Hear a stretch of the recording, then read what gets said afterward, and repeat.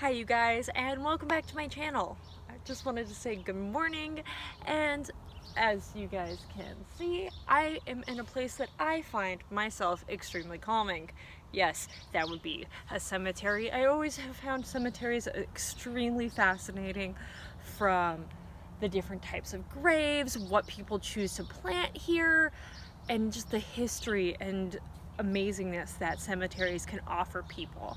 I thought this was a perfect place to start filming, a fitting place to film my next video. A lot of people have been asking stories about my life, how I am as a person, what makes me awesome as a person. Of course, I'm a little dark on the inside. I love creepy things like cemeteries, so I thought I'd share a couple of stories here with you today in this wonderful cemetery. They are my experiences with ghosts. Just want to say first and foremost that yes, I do believe in the supernatural. Do I believe in aliens? I'm still trying to be convinced, but yes, ghosts, apparitions, hauntedness, all of it, I believe in it. So let's get started with the first story. Back in my junior year in college, I got to study abroad in Ireland. Side note, if you guys have never studied abroad, or if you have the chance to study abroad in college, please do so because it's amazing. Anyway, I got to study abroad in Ireland, where I got to stay in a small town in Donegal, Ireland, which is up in the northern of the Republic of Ireland, right by the sea. It's beautiful. There's a bunch of ancient standing stones and history, just amazing stuff. There's a lot of, like, you could say that there is a lot of like haunted history in Ireland. There really is. One night, some of my classmates, I went with my entire class, came to my cottage where I stayed with 4 other girls and asked if some of us would like to go ghost hunting, and I was like, yeah, let's go ghost hunting. We walked into this gentleman's field who we had permission to walk in. Another side note, a lot of the ancient structures, at least where I was in Ireland, are actually in farm plots where a lot of the farmers will give them people permission to go and see these ancient standing stones, dolmens, old famine villages, which is really awesome. So we had permission from this farmer to go into this area that had this beautiful standing stone, and we decided to go ghost hunting.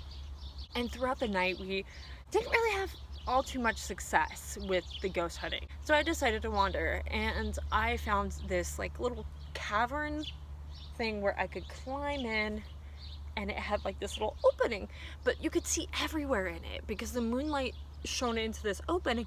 But I decided to climb in, and I was like, oh, this is kind of cool. I'm hiding in a little cavern. And my friend decided to join me. We were both down there, and it was just really cool. It was quiet. We had really great weather, so it was just nice and warm. And like I said, you could see everything. After a while, it started to get dark.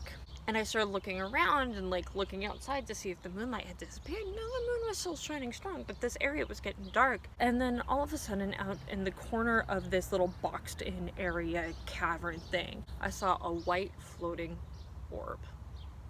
Just floating. Kind of moving back up and down, like in the side of the corner. And I got so mesmerized by this little white floating orb. I only broke out of that trance when my friend put her hand on my arm, told me these exact words that still kind of haunt me today. Vivian, let's go before we can't. And I was like, yeah, sure, let's go do that.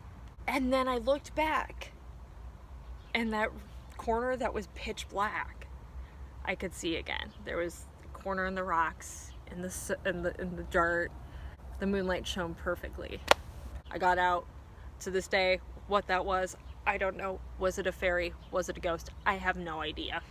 But I'm still kind of freaked out about it. Kind of rewinding back. My grandfather passed away when I was a senior in high school. I was really close to my grandfather. I was his first granddaughter. I was the first like baby girl in the family. Like, I was really, really close. So when he passed, I really took it hard. And it was like the first week of my senior year of high school, and having to go back over to Seattle from where my family lived to go help my grandmother take care of everything was kind of heart-wrenching. We stayed at, of course, my grandmother's house, and a little backstory, my grandfather died of cancer. He had an 11-year issue with prostate cancer. Made it 11 years when they initially gave him 2. So I can't really complain that we had 11 awesome more years with my grandfather, and I'm really thankful for that. But he did die at home. He spent his last days in the house that, the only house I've ever known my grandparents to have. So he died at home, in the room that I actually was sleeping in, which really didn't bug me as much as some people would think. Like, somebody died here, someone I know died here. Didn't bug me as much as anyone would have thought. The other thing about my grandfather is he really liked technology. He always kind of had the latest cell phone. He loved working on his computer. He had intercoms throughout the house, and he was really big into timers. So everything in his house had a timer, like his sprinklers, all the lights had timers. Basically, the big timer that he had was in the living room, and these lights in his living room would go off. If they were on, they would shut automatically at like 9 or 8:30, around then, to let my grandparents know that it was that late, and it's usually that's time to go to bed, which is kind of adorable. But that was a big thing, is those lights. And so after my grandfather passed away, my grandmother turned off the timer because it was just too reminiscent of my grandfather. They were in love. One night, after staying in Grandpa's death room, I guess you could call it, I wanted to go get a drink of water. So I walk through the hallway to get to the kitchen, and the lights are on. And so I'm really confused as to why the lights are on. I look around, there's no one else up. I go to shut all the lights off. I go and get a drink of water, and all of a sudden the lights pop back on out of nowhere. And I'm like, this has got to be one of my brothers playing a trick on me or anything like that. I walk out into the living room area, and I go, Grandpa? And the lights shut off and turn back on automatically. And I was frozen solid. I had no idea what to do. And I remember just going, I really miss you, Grandpa. And the lights turn off, and they don't go back on. And so I really do believe that was my grandfather talking to me in his own special way from beyond the grave. And I do really miss him. Now, those are relatively pretty tame. I mean, comparatively, like Floating Orb, ghosts that can control lights. I mean, some people will really be freaked out about this, but me, not so much. I mean, not until my last and final story have I ever been super freaked out, and ever since I saw that, it was an automatic, yep, go ahead. I believe so hard. One of the many houses we lived in as I was growing up was this beautiful house that was built in 1895. It was actually, as I'm from a small town, it was the doctor's house. It was probably one of the more, at least for that time, more expansive houses. It had all these beautiful ornate detailings, and it's still standing today. It's still a beautiful house. So he actually did bring patients back there occasionally. We don't know if anyone actually died in that house, but he did have an office downtown. So again, we actually don't know if anyone died in that house specifically. Now, some of the things that are associated with ghosts can be, you know, scratching the walls, the lights, seeing things, trying to talk through radios and various other things, or you get a full-blown apparition. We did have, at least in my room, scratching through the walls. My dad always said it's rats. Could be, it's an old house, could be bugs, could be whatever. I'm still iffy on that. But again, me getting up to get a drink of water, which seems to be a theme in this video, I go out of my room, which is at the top of the stairs, and so I turn the corner, I see a woman I don't recognize. Kind of reminiscent of like a Gibson girl with the 1910s hair and a full bodice and a bunch of skirts. No one I know.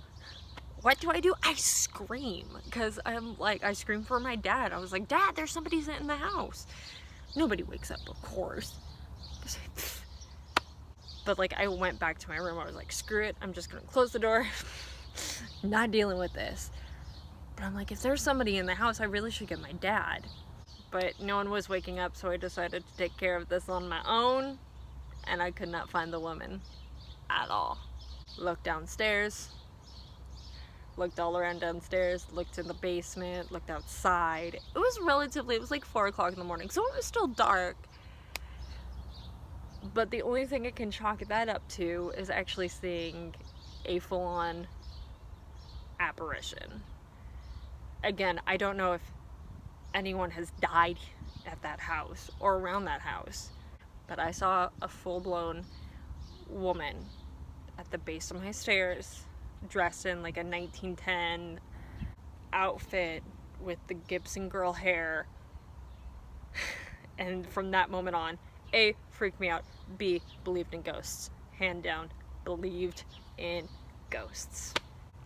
Being in this beautiful cemetery, I definitely have embraced the spooky aspect. And do I believe in demons and everything and poltergeists? Yes, I do handle antiques with proper care, especially when it comes to dolls. I try to avoid those, but I try to give the dead the respect that they deserve. Thank you so much for watching my video, learning a little bit more about my ghost stories and a little bit more deeper into what it's like to be me. I know this isn't a mental health video, but you guys have been requesting a little bit more fun stuff, so I thought I'd oblige. So as always, you know, hit that subscribe button if you want to follow me and get more crazy videos like this. Don't forget to hit that bell button to get notifications of when I post new videos, which is far and few between, but they still come. And of course, like, comment, all that fun stuff. If you want to participate, let me know what your guys' ghost stories are. Have you ever had light problems or apparitions? I would love to know. And, as always, guys, sláinte. I just heard an eagle.